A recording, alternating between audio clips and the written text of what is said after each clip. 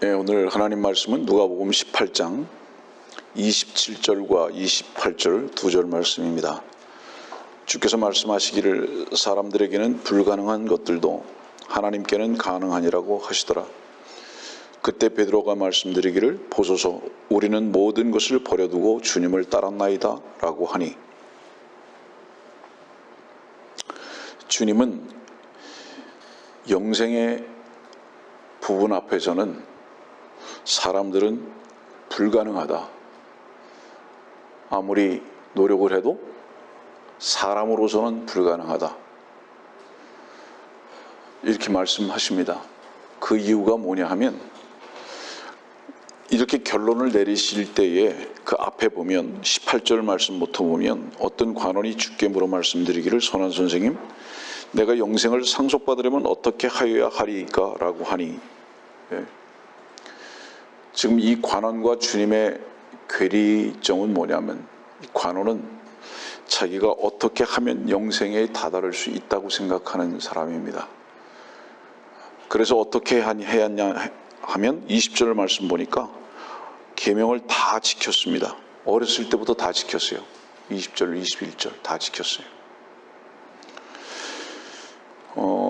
영생을 얻기 위해서 이 관원은 사실적으로 이렇게 살아왔을 겁니다.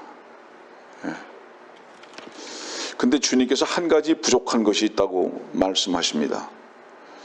이 22절 보니까 아직 너에게 한 가지 부족한 것이 있느니라.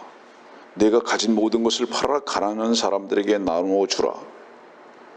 너 계명은 지켰는 건 분명한 것 같은데 그것 가지고는 부족하다.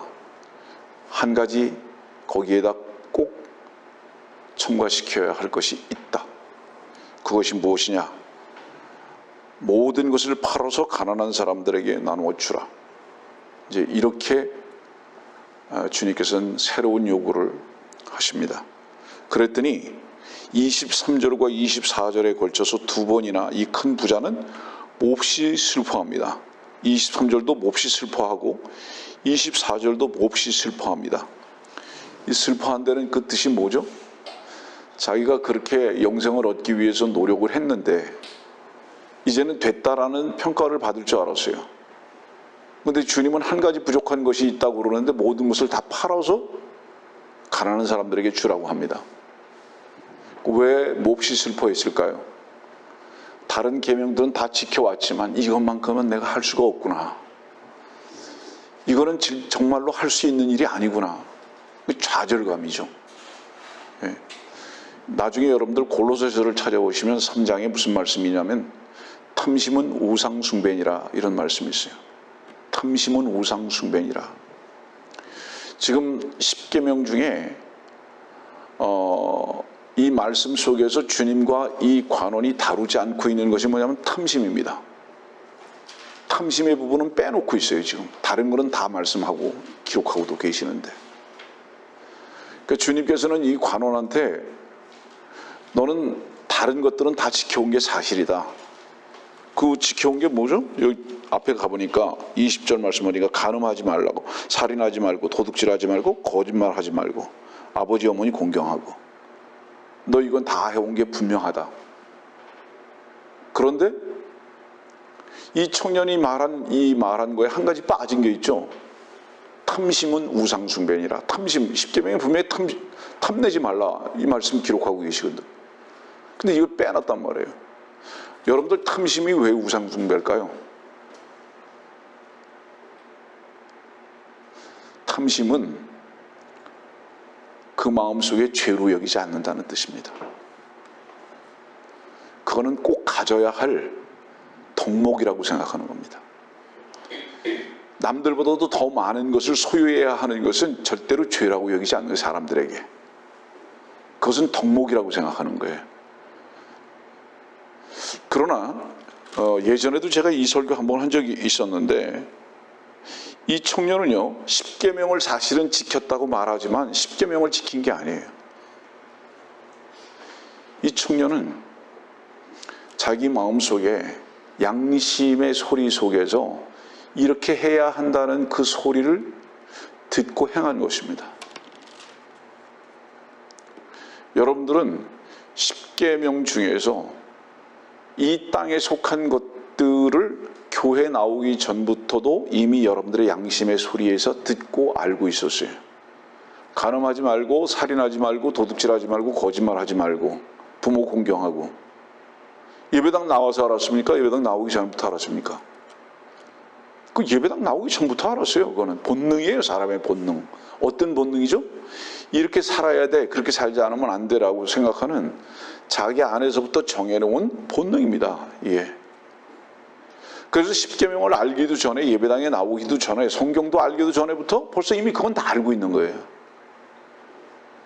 그러니까 이 관원은 분명히 십계명을 말을 하고 있기는 하지만 사실은 그것을 지킨 것은 십계명을 지킨 것이 아니라, 정확하게 말하면 자기 안에서부터 이것은 옳은 것이야, 그렇게 하지 않으면 안 돼 라고 생각하는 자기 안에서부터 있는 자기 옳음에 대한 것, 자기가 아니라고 생각하는 것은 안 하고 옳다고 생각하는 것은 행해왔던 결과를 지금 주님께 설명하고 있는 거예요. 이해합니까? 무슨 얘기지? 그래서 이것은 지금 양심의 부분을 말하고 있는 것이 실상은 십계명의 부분을 말하고 있는 게 아니다 이 말이에요. 그 주님은 지금 탐심의 부분을 말씀하신다고. 그러면서 고린도서 3장에 있는 말씀에 적용돼서 말하면 탐심은 우상 숭배니라, 이렇게 성경에 다시 신약 성경에 기록하고 계신 이유가 뭐냐 하면 그것은 죄로 여기지 않는다, 모든 사람들이.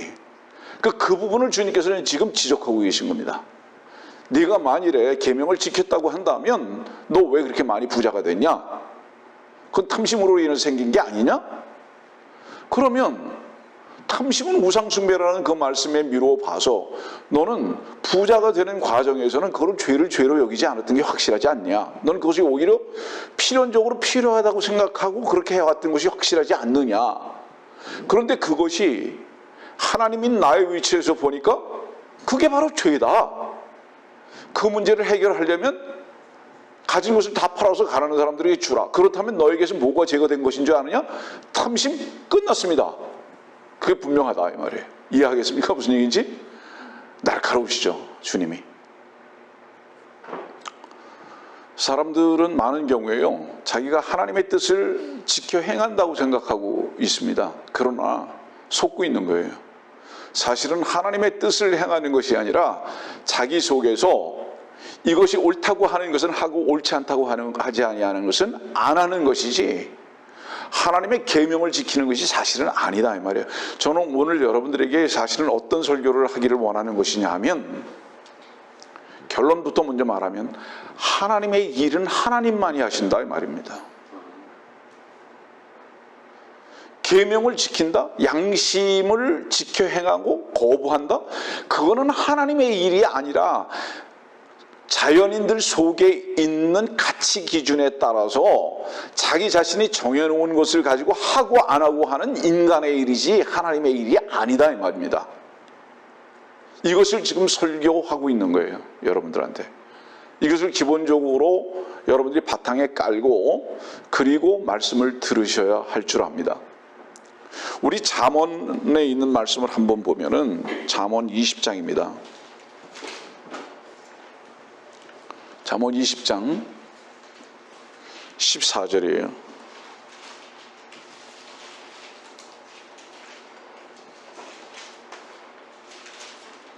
물건을 사는 자가 좋지 않다 하여도 그가 자기 길을 가고 나면 자랑하느니라. 여기 보면 이 물건이라는 단어 속에 아주 작게 기록되어 있습니다. 뭔가 특별한 의미가 있는 게 확실한 겁니다. 여기에 이 물건은 무엇이냐? 보물이고 진주입니다. 이거는 마태복음 13장에 있는 숨겨진 바로 이 부분을 말씀하고 계신 겁니다. 이 물건이에요. 그러니까 우리 마태복음 13장을 보면 이것도 이제 찾아봐야 할 필요가 있으니까요. 마태복음 13장의 44절과 46절을 보면 숨겨진 보물을, 자기의 모든 소유를 팔아서 그 밭을 사는 분. 46절에도 보니까 그가 매우 값진 진주 하나를 찾아가서 자기의 모든 소유를 팔아 그것을 샀느니라. 이 물건을 말하는 거예요. 이건 교회를 말하고 에클레시아 성도들을 말하고 그 다음에 유대인들을 말하는 것을 여러분들에게 수차례 설교한 적이 있습니다. 바로 이 물건을 지금 잠언 20장에서는 말씀하고 있는 거예요. 자, 그러면 이 물건은 어떤 물건인지 아세요? 냄새나는 물건입니다. 여러분들 주목해 보세요. 우리는 주님께 팔리기 전에 진주가 아니었습니다. 우리는 주님께 팔리기 전에는 냄새나는 구더기였고 배설물이었습니다. 그런데 주님께 팔리고 난 다음에 우리는 진주로 바뀐 거예요. 그 가치가. 원래 우리의 가치는 뭐냐? 좋지 않은 가치를 가지고 있는 자들의 본질 자체가 배설물이에요. 살만한 가치가 없는 존재다 이 말이에요. 우리라는 존재가. 근데 우리는 우리 자신을 향해서 뭐라고 평가하고 사는지 아세요? 나는 원래 죄인이야. 나는 무가치한 존재야. 그리고는 하나님 앞에 머리 숙이고 무릎 꿇고, 그리고 나는 죄인이로소이다, 이렇게 거짓된 말을 하고 대화를 하면서 산다 이 말이에요. 보통 예배당에서 이렇게 잘 쓰는 말들이 뭐죠? 아이, 제가 했나요? 주님께서 하셨죠. 보통 이런 말들 많이 씁니다. 근데 사실은 그렇게 쓰는 그 말의 동기 자체도 뭐냐면 좋지 않다고 생각하고 있는 자기 자신을 좋은 존재로 드러내주고 싶은 동기에서 바로 그걸 쓴다 이 말이에요. 그 말을 쓴다 이 말이에요. 이렇게 우리들은 위선적이고 가식적이다 이 말입니다. 여러분들, 위선이 뭘까요? 성경에서 말씀하고 있는 위선을 여러 차례 우리가 볼 수 있지만은 성경에서 말하고 있는 위선은요, 안과 밖이 물론 다른 것이죠. 안과 밖이 다른 것인데 조금 더 구체적으로 얘기하면 사실적인 나의 가치하고 밖으로 나타내 보이는 가치가 달라 보이게 한다 이 말이에요. 이게 위선이에요. 그래서 우리들은 모든 만물 중에서 유일하게 옷을 입어야 하는 존재들입니다. 이 옷을 입어야 한다는 그 존재라는 그 뜻은 뭐죠? 뭔가 감춰야 돼요. 우리라는 본성과 본질을 감추지 않으면 절대로 안 되는 거예요. 이 위선이죠. 벌거벗었으나 부끄럽지 아니했다는 이 말씀의 뜻은 뭐냐면 하나님 앞에 산 자들은 결코 가릴 이유가 없는, 자기 있는 그대로를 가지고 주님 앞에 나갈 수 있는 주님의 사랑 가운데에서 확신을 가지고 사는 삶을 살게 된다 이 말을 하는 거예요. 근데 우리가 위선을 가지고 있다는 것은 뭐냐면 사실은 정확하게 말하면 나를 평가받고 싶은 그 내면의 동기 외에는 없습니다. 나를 평가받고 싶은 거예요. 어떻게 평가받고 싶죠? 말은 나는 죄인이다, 나는 좋지 않은 자다, 이렇게 말을 하면서 사실은 그 상대방에게 나는 가치 있는 존재고 고상한 사람이라는 것을 드러내서 보여주고 싶은 그 이중적 위선의 행태가 바로 그런 행동을 하고 있다 이 말이죠. 우리들은 어떠한가? 오늘의 이 누가복음 18장에 있는 말씀을 통해서 미루어 본다면 이거예요. 야, 구더기가 진주가 되려고 그러냐? 이 말씀이에요. 응? 언제든지 깨질 수 있는 흙덩어리가 보물이 되려고 그러냐? 지금 이 말씀을 하시는 거예요. 그러기 때문에 불가능하다 이 말씀을 하시는 겁니다. 그렇기 때문에 불가능하다. 사람으로는 불가능하다. 지금 이 말씀하시는 거예요. 그렇게 말씀을 하시고 계셨는데 다시 이제 보죠. 본문으로 다시 넘어갑니다. 28절입니다. 그 주님은 불가능하다, 사람들에게는 불가능하다 이렇게 말씀하셨는데 28절에 보니까 그때 베드로가 말씀드리기를 보소서 우리는 모든 것을 버려두고 주님을 따랐나이다 라고 하니, 여기 왜 이 그때라는 단어를 제시하고 계시죠? 베드로는 주님의 선언에 반기를 들었다 이 말입니다. 주님, 아니 저희들은 배도 버리고 재산 다 버리고 주님 따랐지 않습니까? 그러면 저희들은 이 젊은 관원이 하지 않은 것을 다 했지 않습니까? 우리는 지금 이 얘기예요. 다시 말하면 주님께서 딱 이렇게 선언을 하셨는데 저는 가능하지 않습니까? 지금 이 말을 하는 겁니다. 놀랍죠? 베드로의 자신감입니다. 그랬더니 그 베드로에게 뭐라고 또 선언을 하시는지 아십니까? 그 밑에 보세요.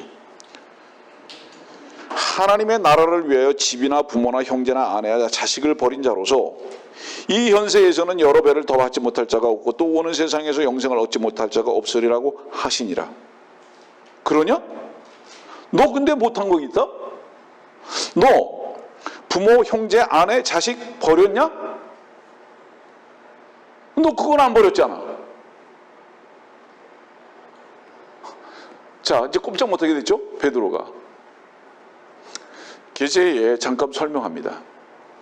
천국은 계명을 지키면 들어갑니다. 천국은 계명을 지키면 들어가요. 하나님의 나라는 죽어야 죽음이라는 문을 통과해야만 들어갈 수 있습니다. 이게 천국과 하나님의 나라의 차이점이에요. 천국은 자기 행동 거지를 똑바로 하면 들어갈 수 있습니다. 하나님께서 요구하신 계명을 잘 지키면 들어갈 수 있어요. 근데 하나님의 나라는 들어가려면 반드시 그 자신이 죽어야 됩니다. 행동 가지고 안 돼요. 하나님의 나라는. 하나님의 나라는 행동을 가지고 되는 게 아니라 그 자신이 죽어야만 되는 겁니다. 그러면 죽었다는 것은 뭐를 의미하죠? 재산도 끝났고요. 형제자매도 다 끝났다는 겁니다. 여러분들에게 여러 차례 말씀을 드린 적이 있지만 요한복음 19장 보면은 주님께서 죽으시는 그 순간에 어머니가 여인이 되어버리지 않습니까? 그리고 그 여인인 마리아는 누구의 어머니가 됩니까? 요한의 어머니가 되지 않습니까? 죽는 순간에 하나님의 나라에 들어가는 이 과정 속에서는 반드시 이 모든 혈육이 끝나는 겁니다. 네. 이것이 하나님의 나라에 들어가는 전제죠. 이것이 천국과 하나님의 나라에 대한 분명한 분기점입니다. 다른 점이에요. 근데 베드로는 지금 저는 제외가 되지 않습니까? 라고 자신만만하게 나오는 겁니다. 여러분들, 제가 설교하는 말씀을 보면 누가복음이나 요한복음 같은 경우에 서신서 중에서는 신약성경 중에서는 가장 많은 부분을 차지하고 있다고 해도 과언이 아닙니다. 누가복음이나 요한복음. 이유가 뭘까요? 하나님의 나라를 다루고 있기 때문입니다. 마태복음을 많이 다루지 않는 이유는 그건 천국을 다루고 있기 때문에 설교 시간에 많이 안 다루는 거예요. 그러나 누가복음이나 요한복음은 하나님의 나라를 다루고 있기 때문에 교회 시대에 속한 우리들에게 반드시 필요한 설교가 바로 그 말씀이기 때문입니다. 하나님의 나라는 먹고 마시는 것도 아닐 뿐만 아니라 영으로 거듭나요. 하나님의 영으로 거듭난 자들만이 볼 수 있고 들어갈 수 있는 바로 그 나라이기 때문에 이것은 누가복음이나 요한복음에서 제시되고 있는 말씀입니다. 하기 때문에 이 두 가지의 말씀을 여러분들에게 기회 있을 때마다 많이 드리게 되는 이유가 거기 있는 겁니다. 한 가지 여러분들이 유념할 것은요, 성경에서 부자를 말할 때에 돈 많은 것만을 말하는 게 아니에요. 자기 마음이 부요한 자를 말하는 겁니다. 나는 하나님의 뜻을 이렇게 지켜 행하고 사는 사람이야, 부족함이 없는 사람이야 라고 생각하는 그 사람. 그런데 그런 사람일수록 사람 앞에서는 어떻게 말하는지 압니까? 잠언 20장에 있는 말씀같이 저는 부족합니다, 저는 죄인입니다, 이렇게 말한다 이 말입니다. 그러면서 이 말씀이 매우 중요하기 때문에 제가 지금 여러분들에게 다시 말씀드리는 거예요. 저는 부족합니다, 저는 죄인입니다 하면서 계속 무엇을 개발하면서 사느냐 하면 자기를 쓰면서 자기 개발을 하면서 자기 인정을 받기를 원하는 목표 하나를 가지고 산다 이 말입니다. 자기가 죄인인 것이 분명하면 그 죄인은 쓰면 쓸수록 죄만 더할 것 아닙니까? 그렇잖아요. 자기가 부족한 자라면 부족한 자가 움직이면 움직일수록 계속 부족함만 드러나야 하는 게 맞지 않습니까? 부족하다 죄인이라고 하면서도 어떻게 계속 그것만을 자랑하면서 쓰느냐 이 말이에요. 이것이 무엇을 의미하는 거냐? 안과 밖이 다르다는 것을 말하는 겁니다. 우리가 참으로 하나님 앞에 참된 마음으로 주여 저는 죄인으로소이다, 베드로와 같이 참으로 언제만 그런 말을 할 수 있죠? 하나님의 말씀 앞에 실패하고 자기의 열심이 좌절되고 난 다음에 주님의 말씀만이 참됩니다라는 것의 능력을 맛보고 난 다음에 비로소 할 수 있는 말이 뭐예요? 이 고백이 그때 죄인이로소이다, 이 고백할 수 있는 거거든요. 근데 이것을 경험하지도 아니한 사람이 자기가 죄인이라고 말하고 살아간다 이 말이에요. 그러면서 계속 뭐만 자랑합니까? 자기만 쓰는 거예요.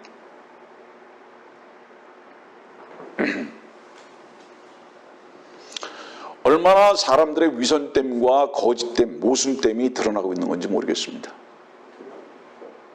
사람들은 삶의 가장 큰 목표 중에 하나가 무엇이냐? 자기 인정입니다. 돈을 많이 벌려고 하는 것도 뭔지 아세요? 먹고 살기 위해서? 아니에요. 다른 사람들에게 자기라는 사람에 대한 인정을 받기 위해서 높이 올라가는 것, 많이 버는 것, 다 그래요. 꾸미는 것, 모든 삶에 자기 자랑이 목표로 살아갑니다. 사람들이 자기 자신을 쓰려고 하면서 살아갑니다. 목표점이 그거예요. 그러면서 하나님 앞에서는 죄인이라고 얘기하거든요. 이렇게 상이한 추를 가지고 살아갑니다. 그래서 잠언 20장에는 아까도 말씀드렸지만 상이한 추에 대해서 2절이나 말씀하고 계신 거예요. 자기 자신을 향해서 이렇게 자기 자신이 2가지의 평가를 하고 산다 이 말입니다. 다른 사람에 대한 평가를 말하는 게 아니에요. 자기 자신이라는 물건에 대해서 상이한 평가를 하고 산다. 사람들 앞에서는 전 죄인입니다. 그리고는 또 여전히 어때요? 자기 자랑을 하면서 산다 이 말이에요. 어떻게 하죠? 그런 위선된 자가 주님 앞에서 참으로 나는 죽어야 할 존재입니다라는 것을 알겠는가? 이 말입니다. 지금 이 말을. 누가복음 16장 1절 같은 경우를 보면은 부자와 청지기가 나오고요. 그 다음에 누가복음 16장 19절 말씀 보면 부자와 나사로가 나옵니다. 부자와 나사로 나오고, 누가복음 18장 보니까 오늘 큰 부자가 나오고요. 그 다음에 누가복음 19장으로 가보세요. 여러분들 아주 유명한 말씀이 나오죠? 뭐죠? 삭개오 나옵니다. 그 다음에 45절의 말씀 보면, 누가복음 19장 45절의 말씀 보면 성전에서 장사하는 장사꾼 나와요. 이 말씀도 제가 전할게요. 단순히 물질만을 성전에서 사고 파는 것을 말하는 게 아니에요. 어떤 장사하고 있는지 아십니까? 거룩해 보이는 장사꾼 노릇하고 있다. 사람들이 예배당에 와서 특별히 더. 예배당에 오면 특별히 더 장사꾼들이 많습니다. 어떤 장사꾼들이 많으냐? 자기가 부자인 것 같은 장사꾼들, 고상한 것 같은 것으로 보이기 원하는 장사꾼들. 그렇기 때문에 다른 데는 몰라도 예배당에서는 제일 좋은 옷을 입고 가야 되는 거예요. 예배당에서는 제일 폼을 잡아야 되는 거예요. 그래서 예배당 중에서도 강대상에서는 이 가운을 입어야 되는 거예요. 그 다음에 누가복음 21장 가보세요. 부자가 연복교에다 돈 넣는 거고요. 그 다음에 가난한 과부가 2랩돈 넣는 게 나옵니다. 누가 보면 왜 이렇게 부자와 가난한 자가 계속 등장하죠? 단순히 돈의 문제를 다루는 게 아니에요. 그 이유가 뭔지 아십니까? 누가 보면 19장에 9절과 10절에 그 결론이 나오는 거예요. 예수께서 그에게 말씀하시기를 오늘 구원이 이 집에 이르렀으니 그도 아브라함의 아들이기 때문이라.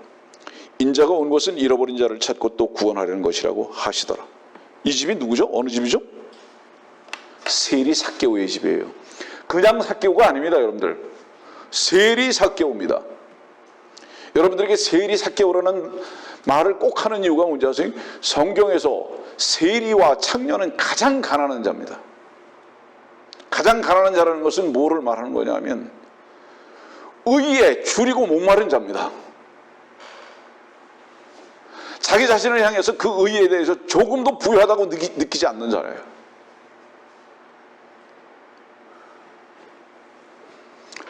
그래서 이 세리 삭개오는 어때요? 지금 주님을 만났잖아요. 그 구원이 이 집에 이르렀다. 주님께서 누가복음 19장 10절에 결론을 누구 앞에서 내리고 계시냐? 삭개오라는 세리 앞에서 내리고 계시다. 내가 왜 왔는지 아느냐? 세리를 찾아왔다. 내가 왜 왔는지 아느냐? 창녀를 찾아왔다. 이 말씀을 지금 하고 계신 거예요. 세리와 창녀 외에는 전부 다 부자일 뿐이다 이 말입니다. 지금 이 성경에서 말씀하고 계시는 것이. 세리와 창녀 외에는 다 부자다 이 말이에요. 누가 부자냐? 서기관과 바리새인들을 비롯해서 종교인들 전부 다 부자들 뿐이다. 그들은 잃어버린 위치가 뭔지 절대로 모르는 자들이다. 자기는 자기의 길을 잘 가고 있다고 생각한다. 이 말이에요. 지금 말씀하시는 게. 잃어버렸다는 것은 뭐를 얘기합니까? 목적지를 잃어버렸어요. 어디서부터 잘못된 발을 띄었는지 그 자체를 몰라요. 확신을 하고 있어요. 자기 길에. 자, 주님께서 이렇게 말씀하셨죠. 내가 곧 길이요. 이렇게 말씀하셨죠. 왜 그렇게 말씀하셨죠? 이유가 뭘까요? 길은 하나뿐이야 이 말이에요. 너희들이 걷는 그 길은 길이 아니야. 그건 방황이야. 내가 곧 길이오라고 말씀하신 이유 자체가 뭐냐 하면 길은 유일하게 하나다 이 말이야. 하나. 내가 곧 빛이다 이렇게 말씀하시는 이유는 뭐죠? 내가 보는 것만 정확한 거다 이 말이에요. 내가 보는 것만 정확한 것이다 이 말이에요.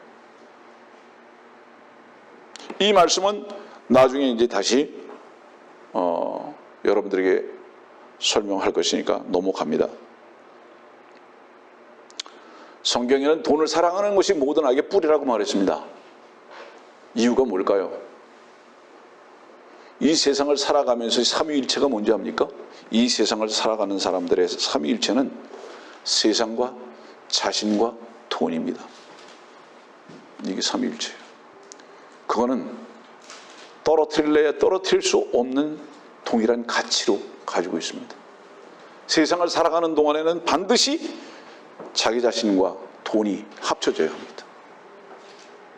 어저께 친구 목사하고 통화를 했어요. 그 친구 목사의 후배가 이렇게 전화를 했답니다. 목사님, 내일 예배 드리세요? 이렇게 질문했답니다. 꼭 왜 질문하냐? 그러니까 아니 문재인 대통령하고 이재명 지사하고 뭐 예배 드리지 말라고 그러는데 어떻게 해요? 그러니까 제 친구 목사가 이렇게 반문했답니다. 그러냐? 그럼 이재명이 하고 문재인은 예배 드리지 말라고 그러고 하나님은 너한테 뭐라 그러시대? 가만히 있대요. 가만히 있더래요. 너는 에클레시아 성도로서 세상에서 나온 자가 왜 세상에 권위 있는 자들의 말은 듣고 너의 주라고 얘기하는 하나님의 말씀에 대해서는 왜 경시하냐? 우리 교회 예배 드린다. 그래서 제가 그랬어요. 이야, 너 위대한 놈이다. 맞죠? 맞죠? 자, 밖에서 예배 참석하지 않는 분들을 향해서 내가 팁을 줍니다. 교회 방역 철저히 해야 합니다. 사회에 누를 끼쳐서는 안 되죠. 질서를 어그러뜨리면 안 되죠. 그래서 어느 모임보다도 더 청결해야 하고 국가와 사회에서 요구하는 방역 체계는 철저히 갖춰야 한다고 생각합니다. 그러나 예배를 안 본다? 계시에 말합니다. 가난한 교인들, 안 나가라는 사람들 말하는 거예요. 항상 유튜브로만 설교 듣고 예배 본다고 하는 사람들에게 제가 말하는 겁니다. 당신이 영과 진리로, 요한복음에 있는 말씀대로 영과 진리로 경배하고 있는 것이 분명하다면 로마서 12장에 있는 말씀과 같이 또한 자기의 몸을 산 제물로 드리는 예배도 반드시 행할 것이다. 경배와 예배는 떨어져 있지 않습니다. 여러분들 반드시 하나가 되어 있는 거예요. 하나님을 높이고 영으로 그냥 그를 찬양하고 섬기고 있다면 그 증거가 무엇이어야 하느냐? 예배입니다. 예배는 뭔지 아세요, 여러분들? 우리 몸을 주님께 드리는 거예요. 산 제물로 드리는 겁니다. 그런데 칼 예배당이 마땅치 않아요, 만일에. 그러면 제가 조금 더 노골적으로 말합니다. 칼 예배당 없습니까? 그럼 당신이 최고네요. 둘 중에 하나 하십시오. 당신이 예배당을 하나 만들든지, 그러면. 아니면 그것도 할 수가 없다면, 자매라서 성경에서 어긋나기 때문에 그것이 안 된다면, 그러면 진리를 전하는 예배당을 무슨 수를 써서라도 찾아서 그 예배당에 출석을 할 수 없거든 최소한 당신이 6일 동안 5일 동안 일했던 이 일에 헌금이라도 그 교회에 드리십시오. 이것이 최소한 예배 드리는 자들의 의무고 자세가 되어야 하는 거예요. 아니 갈 만한 교회가 없다 그래서 앉아가지고 유튜브를 통해 가지고 설교는 들으면서 경배는 한다고 하는데 예배는 안 한다고요? 그런 거짓말하는 사람들은 그건 위선자들입니다. 그건 위선자들이에요. 당신이 주님을 높이고 있는 것이 확실하다면 당신의 예배도 함께 드려지는 겁니다.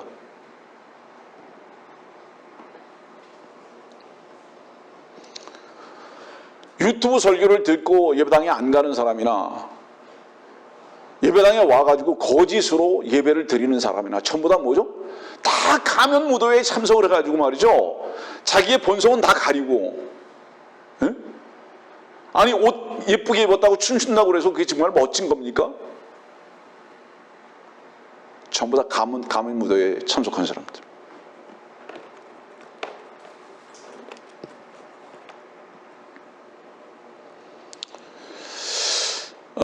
본문 말씀으로 다시 돌아가면 이 청년에게는 두 가지 문제가 생겼습니다.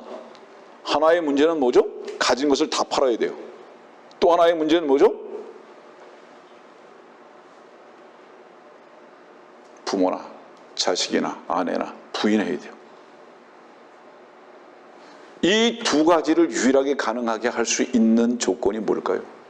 뭘까요? 여러분들 가능합니까 이거? 이 두 가지가 유일하게 가능할 수 있는 한 가지 키가 뭔지 아세요? 그리스도와 함께 십자가에 못 박혀 죽는 겁니다. 네. 그리스도와 함께 십자가에 못 박혀 죽지 않으면 이 두 가지가 절대로 가능하지 않습니다. 그래서 죽고 다시 그리스도의 생명으로 다시 태어나야만 가능한 유일한 것. 이 숙제를 누가 풀겠냐? 이 숙제는 그래서 사람이 풀 수 없기 때문에 하나님만이 가능하다고 하신 말씀이 뭔지 아세요? 하나님이신 주께서 이 숙제를 유일하게 푸신 겁니다.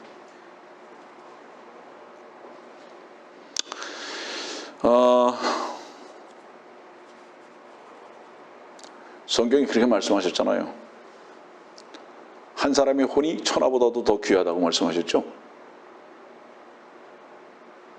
저는 기회 있을 때마다 하는 설교가 아까도 말씀드렸듯이 구원 설교입니다. 오늘도 구원을 얻지 못하는 이유에 대해서 사실은 지적하고 있는 거예요. 왜 우리가 구원 얻지 못하는가? 불가능을 모르기 때문입니다. 한 가지 딱 이유예요. 구원을 얻지 못하는 유일한 이유는 무엇인가? 내가 노력하면 가능하다고 생각하는 바로 자기 자신을 향한 가능성을 붙들고 살아가는 그 이유 하나 때문이다. 그것 때문에 구원 못 얻고 있다.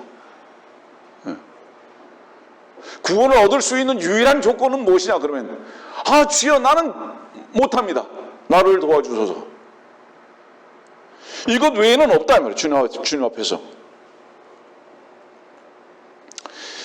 우리가 한 사람의 혼이 천하보다 더 고귀한 것을 언제 알 수 있느냐? 언제 알 수 있느냐? 사람들을 만났을 때 여러분들이 직장에서 여러분들이 친구와의 관계 속에서 왜 그들의 혼에 대한 그 가치들을 직시하지 못하게 될까요? 이유가 뭘까요? 그들의 잃어버린 혼이 얼마나 귀하게 여기시는지 주님은 아시는데 우리만 모르고 있다면 그 이유는 뭔지 아세요? 여러분들이 십자가에서 주님과 함께 서본 적이 너무 오래됐다는 뜻입니다. 주님은 온 세상 사람들을 위해서 십자가 지셨습니까? 맞습니까? 거짓말하지 마세요. 말씀을 듣고 있는 각자 개인을 위해서 죽으셨습니다. 주님은. 여러분들 개인의 혼이 주님의 십자가에서 주님을 개인적으로 만났을 때 온 천하의 주제이신, 온 천하의 온 우주의 주인이신 주님께서 나라는 혼 하나를 얻기 위해서 죽으셨다는 것을 만나게 됩니다. 그때 비로소 왜 혼이 온 천하보다 귀한 것인지를 비로소 알게 되는 거예요. 그때 온 천하의 주제이신 주님께서 바로 여러분 한 사람의 혼을 구하기 위해서 죽지 않으셨습니까? 바꾸시지 않았느냐 이 말이에요. 이것이 마태복음 13장에 있는 말씀입니다, 여러분들. 그런데 우리 자신이 주님 앞에서 발견되지 않기 때문에 어떤 가치로, 천하보다도 귀한 혼의 가치로서 발견되지 않기 때문에 다른 사람들의 구원에 대해서 관심이 없게 되는 이유가 거기 있다 이 말입니다.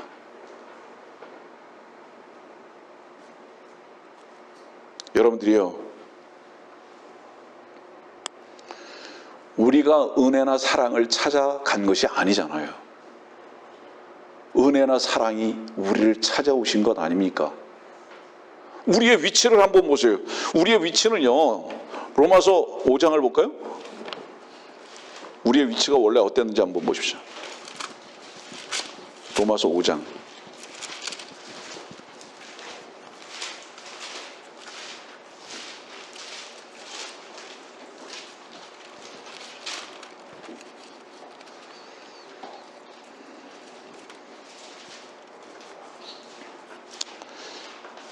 입니다. 우리가 원수 되었을 때에도 그의 아들의 죽음으로 인하여 하나님과 화해하게 하셨으니, 우리가 원수 되었을 때, 8절 말씀도 그러죠. 우리가 아직 죄인이었을 때 그리스도께서 우리를 위하여 죽으심으로써 하나님께서는 우리를 향한 그의 사랑을 나타내셨느니라. 그분의 은혜와 그분의 사랑이 우리를 찾아온 거죠. 로마서 6장 1절 말씀도 봅시다. 그런즉 우리가 무슨 말을 하리요? 은혜가 넘치게 하려고 죄에 거하겠느냐? 결코 그럴 수 없느니라. 죄에게 죽은 우리가 어떻게 더 이상 그 가운데 살겠느냐? 자, 이 말씀 여러분들 오해할까 봐 교리적으로 지식적으로 좀 설명을 하고 넘어가겠습니다.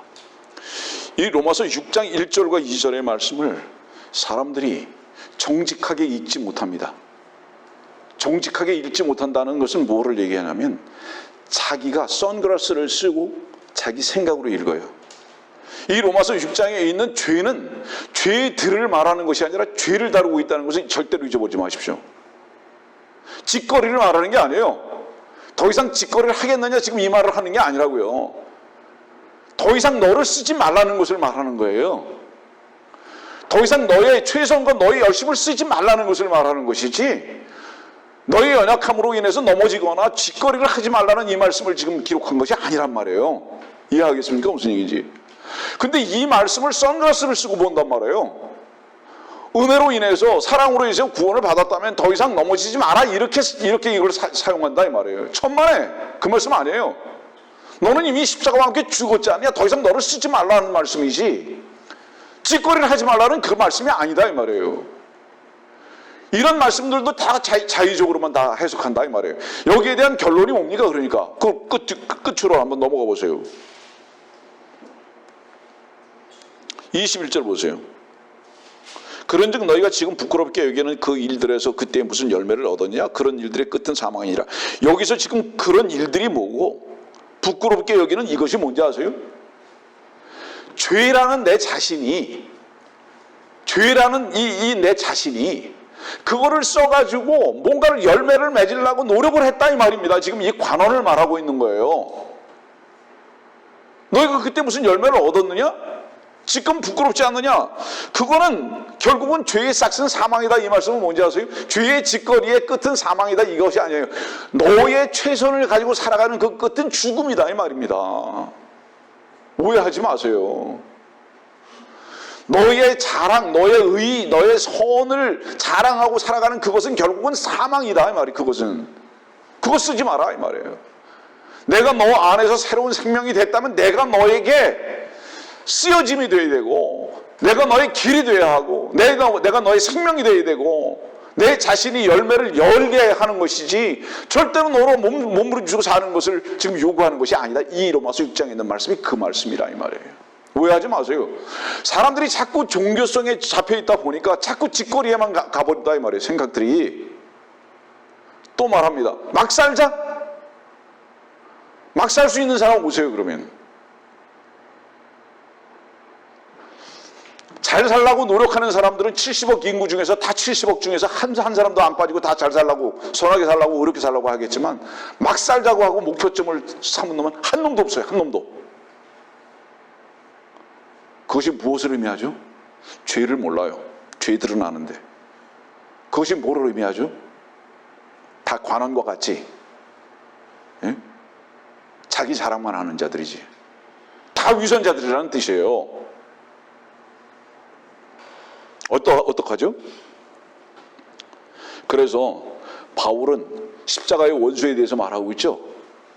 이 로마서 6장은 뭐를 말하고 있는지 아세요? 바로 그걸 말하고 있는 거예요. 죄가 뭔지 아냐? 십자가의 원수다 이 말이에요. 십자가의 원수가 뭐죠? 다시 말하죠. 너 죽었는데 죽어야 할 존재인데 왜 자꾸 너를 쓰려고 하느냐? 그게 지금 십자가의 원수를 말하고 있는 거예요. 그게.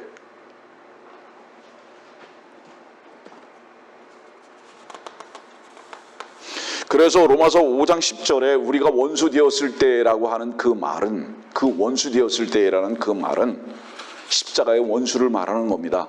다시 말하면 사도 바울이 자기가 자기의 의를 자랑하고 자기의 최선으로 살았을 바로 그때를 원수라고, 내가 원수 되었을 때에 라는 거예요. 이해합니까? 무슨 얘기인지. 저는 오늘 여러분들의 이 말씀이 여러분들에게 깊이 있는 터치가 되기를 바라는 겁니다.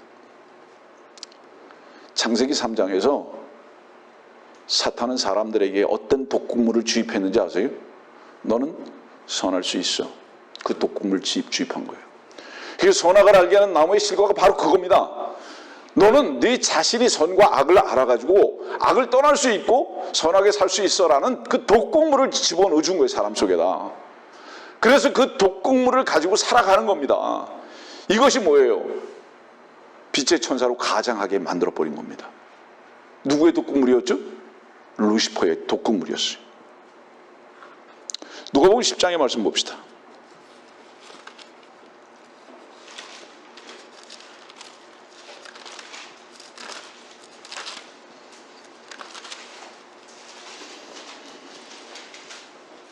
누가복음 10장 30절. 예수께서 대답하여 말씀하시기를 어떤 사람이 예루살렘에서 여리코로 내려가다가 강도들을 만났는데 그들이 그의 옷을 벗기고 상처를 입히고 반쯤 죽은 채로 버려두고 갔더라.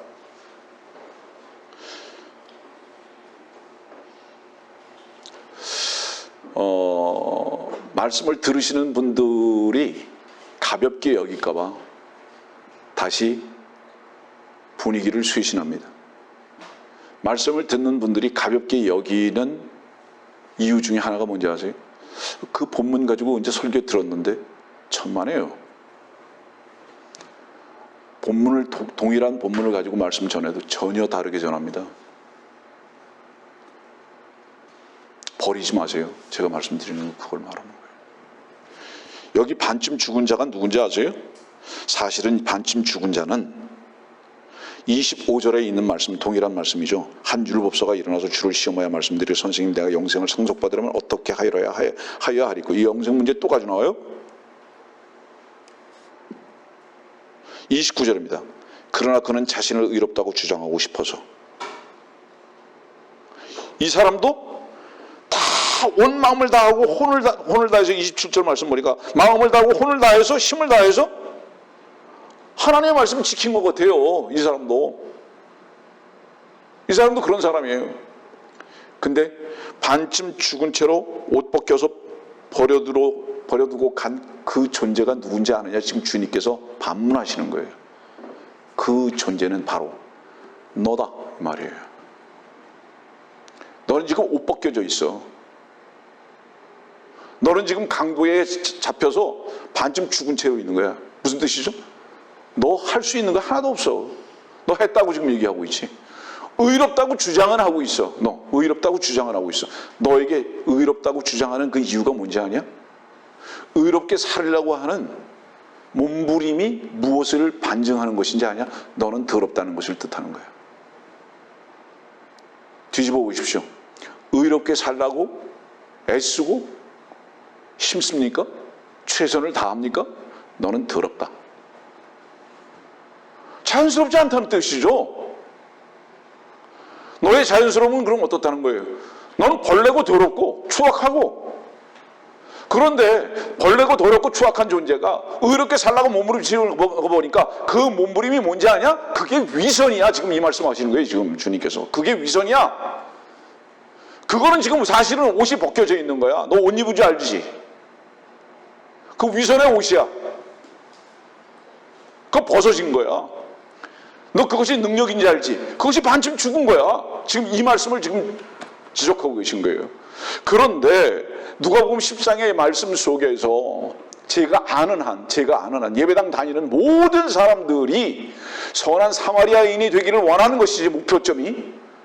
절대로 강도 안 나가지고 반쯤 죽어가지고 옷 벗긴 자로 발견되기를 원하지 않는 거예요. 저는 이 말씀을 보다가 저희 기도가 그거였어요. 주님, 제가 옷 벗긴 자로 발견하게 해주십시오. 제가 반쯤 죽은 자로 발견하게 해주십시오. 제 자신이. 주님의 은혜죠. 그런 기도를 할 수 있었다는 게. 나는 선한 사마리인이 되게 해주십시오. 이런 기도를 할 수가 없었다 이 말이에요. 주께서 나의 기도를 들으셨죠. 그러니까 어떻게 가르쳐 주셨습니까? 넌 반쯤 죽은 자야. 너는 지금 옷이 벗겨진 자야. 그때 주님께서 제게 다가오셨다는 뜻입니다. 목표점이 다르기 때문에 선한 사마리아인이 되려고 하다 보니까 옷 벗겨진 걸 압니까? 반쯤 죽은 걸 압니까? 모르죠. 이것이 기독교가 종교가 된 이유입니다, 여러분들. 이래서 구원 얻은 자들을 볼 수가 거의 없는 세태가 돼버리고 만 거예요.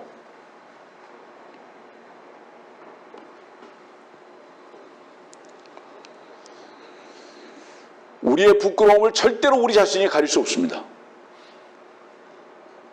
주님만이 우리의 부끄러움을 가리실 수 있습니다. 고로 인간의 치명상은 무엇이냐? 반쯤 죽은 치명상은 무엇이냐? 자기가 벌거벗은 것을 모르는 겁니다. 자기가 노력하면 뭔가 되는 줄 알아요. 자기가 선해질 수 있다고, 의롭다고 주장하고 싶은 사람들 외에는 없습니다.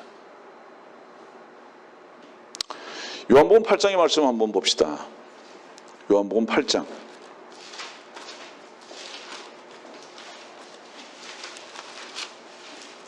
유명한 말씀이죠, 여기도. 요한복음 8장 11절.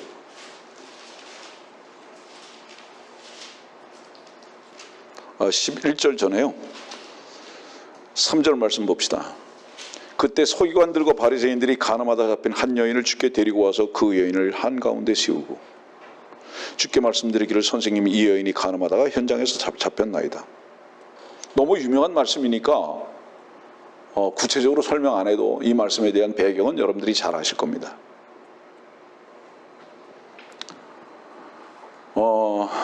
올리브산으로 가셨어요, 주님께서. 8장 1절 보니까. 먼저 이것부터 여러분들에게 말합니다. 올리브산에서는 어떤 일이 있었죠? 세상 죄를 지고 죽으신 어린 양. 올리브산에서 죽으셨죠. 그분은 올리브산에서 그 몸이 찢기셨습니다. 무엇 때문에? 지금 현재 서기관과 바리새인들을 위해서도 죽으셨습니다. 올리브산에서. 그래서 요한복음 8장 1절은 올리브산을 말씀으로 시작하시는 거예요. 이 지금 서기관과 바리새인들을 위해서도 죽으셨다는 얘기는 무슨 뜻입니까, 여러분들? 이 뜻이에요. 너희가 누구를 고소할 수 있는 자들인 줄 아느냐, 이 말입니다. 이렇게 시작하시는 겁니다. 너희도 죽어야 할 존재들일 뿐이야. 이렇게 시작하시는 겁니다. 근데 서기관과 바리새인이 간음하다가 현장에서 잡힌 여인을 데리고 옵니다. 고소하려고. 제가 예전에 설교할 때 그거 질문했어요. 남자는 어디 갔습니까? 간음 혼자 합니까? 남자 어디 갔습니까?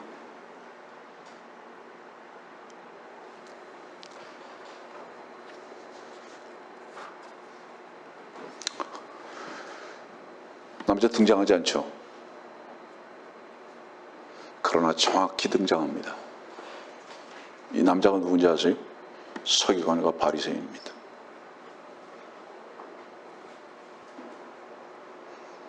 왠지 아십니까?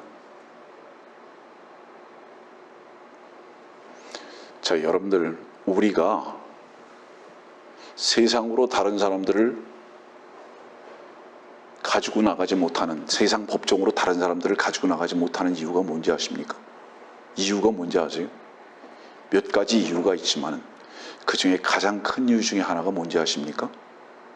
첫째, 최종적인 재판장은 세상의 대법원장이 아니라, 대법관이 아니라 백보자 심판과 그리스도의 심판석의 주님이시다는 것을 굳게 믿기 때문입니다. 심판은 주님께만 맡기는 거다라는 건 분명한 믿음과 확신이 있기 때문에, 그렇기 때문에 우리가 다른 사람들을 세상 법정으로 데려가지 못하는 이유가 거기 있는 거고요. 둘째, 또 뭔지 아십니까? 우리가 항상 올리브산에서 우리 자신이 발견되기 때문에 내가 죽어야 할 존재일 뿐이지 다른 사람들을 고소할 수 있는 위치에 있지 않다는 것을, 하나님 안에서 십자가 앞에서 날마다 이것이 경험되기 때문에 다른 사람들을 향해서 고소할 수 없는 이유가 거기에 있는 겁니다, 여러분들. 실상 여기 말씀 보세요, 여러분들. 죄 없는 자가 먼저 돌을 치라고 그랬잖아요, 주님께서. 그렇잖아요? 두 번 허리를 굽히셨죠? 이 뜻이 무슨 뜻인지 아세요? 고소를 한 서기관과 바리새인을 위해서도 내가 허리를 숙이는 거고, 고소를 당해서 온 여인을 향해서도 내가 허리를 숙이는 거다. 이 허리를 숙인다는 것은 뭐를 얘기하는 건지 아십니까? 이건 다른 측면인데요. 불교에서 엎드려서 절합니다. 그리고 네팔이나 부탄 같은 데를 가면, 거기 국교가 불교니까요, 성지순례를 하러 간다고 할 때 어떻게 합니까? 걸어갑니까? 아니에요. 다 엎드려가지고 앞으로 갑니다. 꼭 뭘 것 같아요? 배추벌레 같아요. 엎드려서 이렇게 해야 한 발짝씩 걷는 거예요. 이렇게 엎드려야 한 발짝씩 걷는 겁니까? 걷는 거예요. 주님께서 허리를 굽으셨다는 건 뭐를 의미하는지 아세요? 서기관과 바리새인 너희들을 위해서도 난 죽어야 된다. 벌레가 되어야 되고 배추벌레가 되어야 된다 이 말이에요. 응? 자벌레. 가늠한 여인을 향해서도 내가 너희를 위해서도 죽어야 된다. 주님은 사랑을 보여주고 계신 거죠. 내가 너희들을 위해서도 죽었어, 서기관과 바리새인들. 왜? 너도 가늠한 자가 분명해. 지금 이 말씀이에요. 그 증거가 뭐죠? 죄 없는 자가 돌로 치라 그러니까 9절 말씀 보세요. 그 말을 들은 자들은 양심의 가책을 받아. 양심의 가책을 받았다는 건 무슨 뜻이죠? 주님의 말씀 앞에, 예, 나도 가늠한 자입니다. 지금 이 말씀이죠. 나도 가늠한 자입니다. 지금 이 말이죠. 돌을 다 내려놓는 거예요. 고소할 수 없음을 아는 거예요. 누가 누구를 평가합니까? 옛 말에 그런 말이 있잖아요. 똥 묻은 개가 재 묻은 개를 나무란다고. 인간들이 누가 누구를 평가합니까? 주님만이 선하신 것을 우리가 믿습니까? 그분만이 의로운 재판장이신 것을 믿습니까? 그분의 판단만이 공평한 추와 저울에 의해서 판단하실 것을 믿습니까, 여러분들? 그렇기 때문에 그분께 맡기는 자들이 겸손하고 온유한 자들입니다. 우리는 주님 앞에 우리들의 문제가 발견된 자들로서 누구를 감히 고소할 수 있는 위치에 있지 않다는 것을 이 말씀 속에서도 우리는 발견할 수밖에 없는 것들이에요. 그런 자들은 한번 어떤 선고를 받았을까요? 주님으로부터. 나도 너를 정죄하지 아니한다라는 분명한 선고를 받았을 겁니다. 말씀을 듣고 있는 당신, 주께서 나도 너 정죄하지 않는다는 분명한 선고를 받아서 자유함을 맛본 적이 있으십니까? 그 현장에 있어 본 적이 있으시냐고요. 어떻게 다른 사람을 정죄하겠냐고. 할 수 없습니다.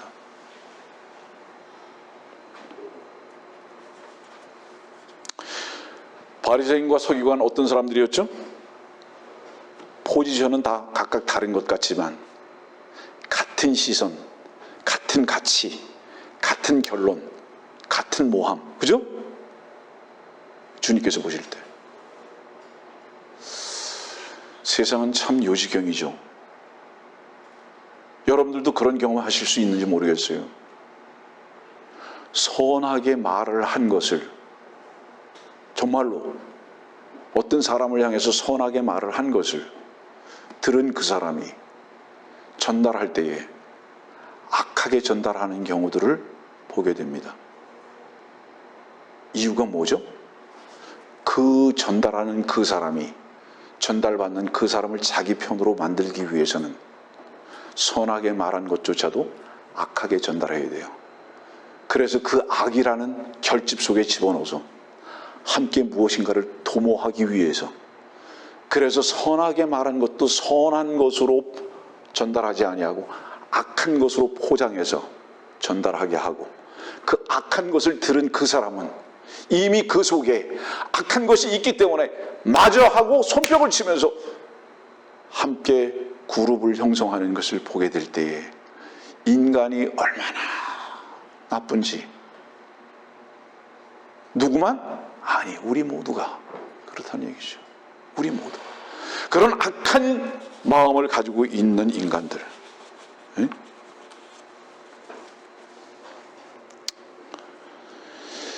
여기 말씀 보니까 8장 4절에 보니까 선생님, 이 여인이 가늠하다 현장에서 잡혔나이다. 선생님이라는 호칭이 나오죠. 선생님. 이 여인은 뭐라고 그럽니까? 11절 말씀 봅시다. 그 여인이 말씀드리기를 주여 아무도 정죄하지 아니하였나이다. 네. 서기관과 바리새인은 선생님 그러죠. 이 여인은 주여 그럽니다. 유다 이스카리옷이 예수 그리스도를 주라고 호칭하지 않는 것은 나름대로는 정직합니다. 어떤 면에서는 종교인인 유선자들보다 더 낫죠. 자, 잠깐 설명합니다. 주는 배워서 하는 게 아니라 고백입니다. 주라는 고백을 언제 할 수 있는지 아세요? 여러분들의 머리가 잘려졌을 때 나는 소리가 주여라는 고백입니다. 머리가 잘라지는 그 순간에 나오는 소리가 주여라는 고백의 소리가 나오는 거예요, 비로소. 그래서 주여라는 고백의 소리는 배우는 것이 아니라 머리가 잘려진 순간에 최초에 나오는 신음소리가 주여라는 고백인 거예요. 여러분들은 여러분들의 머리를 사용하면서 여러분들의 가치관을 쓰면서 여러분들을 드러내 보여주기를 원하면서 주여라는 호칭을 사용하고 있다면 이것은 유다 이스카리ot보다도 더 나쁜 겁니다. 지금 이 여인은 죽었다가 살았잖아요. 자기는 끝난 것을 압니다. 나는 저와 여러분들이 이 요한복음 8장에서 발견되어지기를 바라는 겁니다. 그래서 우리들의 주님을 향한 실제적인 고백이 우리가 머리가 잘려진 그 신음소리와 함께 나타나기를 바라는 겁니다. 로마서 1장에는 말씀을 이제 결론을 내리겠습니다. 로마서 1장에는 뭐라고 말씀하고 계시느냐. 18절입니다. 하나님의 진노가 불의 가운데에서 진리를 붙잡는 사람들의 모든 불경건과 불의에 대하여 하늘로부터 계시되거니와. 이 말씀의 뜻이 무슨 뜻인지 아세요? 자기를 가지고 살아가는 불경건한 자, 불의한 자들이 진리를 붙들고 산다고 말하는 거짓된 삶을 살아간다 이 말이에요. 이게 잠언 20장에 있는 그 말씀에 대한 적용이에요. 인간들은 진리에 의해서 산다고 하면서 사실은 아직도 자기 자신의 경건함을 추구하면서 불의하게 살아간다. 이런 말씀들은 참 우리들에게 매우 엄중한 말씀으로 제시되고 계심을 보게 됩니다. 하나님께서 우리의 어떤 대안자가 되셨는가, 이 말씀을 여러분들에게 전하고 마치겠습니다. 히브리서 10장 말씀 보죠. 히브리서 10장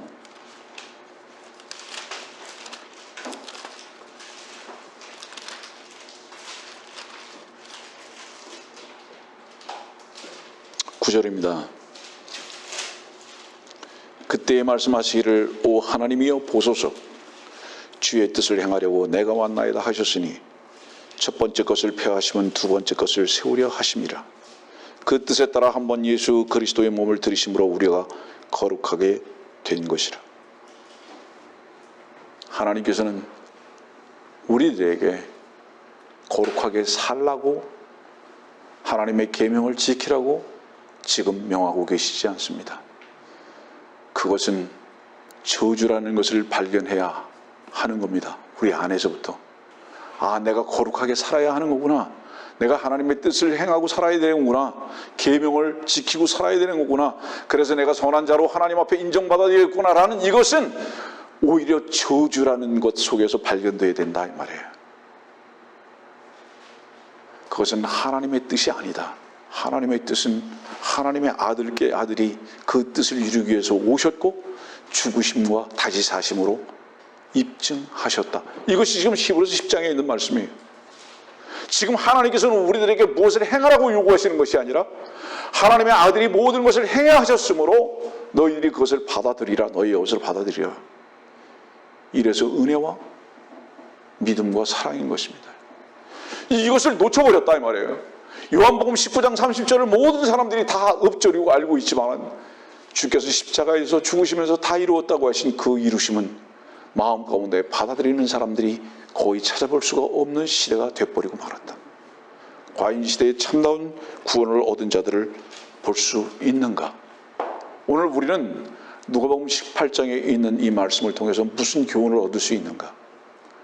아, 선하게 살려고 하는 몸부림을 가진 사람들은 있지만 내가 선할 수 없는 존재라는 것을 발견하고 주님 앞에 항복했을 뿐만 아니라 주님만이 나의 주가 되시고 의가 되셨습니다라는 이 고백을 하고 사는 자들이 얼마나 있는가.